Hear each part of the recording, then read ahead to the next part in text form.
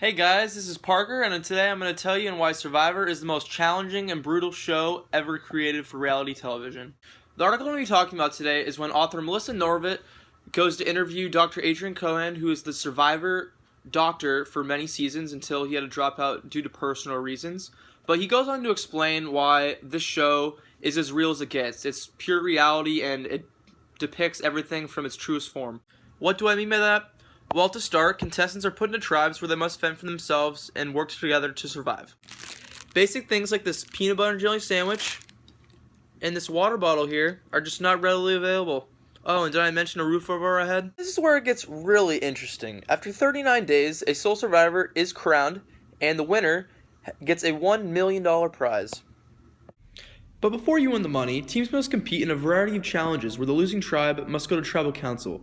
That is where they have to vote off one of their own every time they lose. To avoid being the one who's voted off, the outwit, outplay, outlast concept is put into perspective. Outwit is your social game, outplaying is your physical game, and outlasting is your mental game. I'm going to touch on each of these specifically and why they are so crucial in furthering yourself in the game, because without all three, it is extremely hard to win. Before we begin, I'm going to share with you some injuries that Dr. Cohen had to deal with while he was main doctor at Survivor.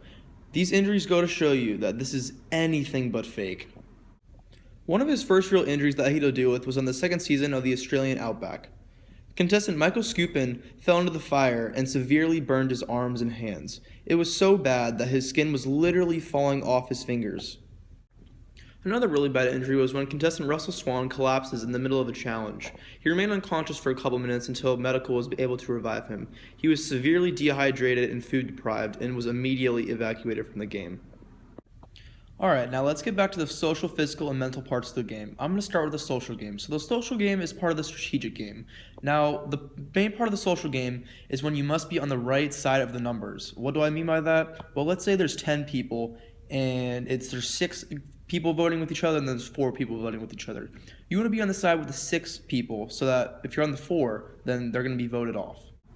This is where working together, communicating with people, and establishing relationships with each other is extremely valuable for anyone's social game playing Survivor.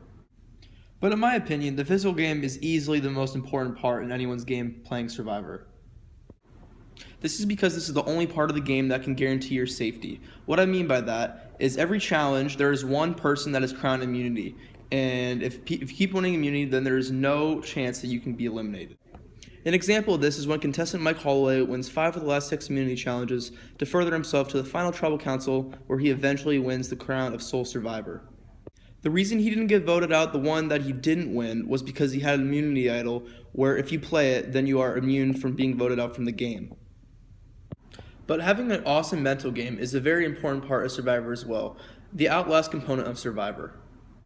Survivor is a game that will push you to your breaking point no matter what. There have been many instances where people have been pulled from the game due to the mental stress that has been on them. Being able to outlast people in the game to win is extremely hard, but it has been done. Survivor is definitely one of the most interesting social experiments ever created for television. Now that concludes my presentation. Thank you guys so much for watching, and go Trump!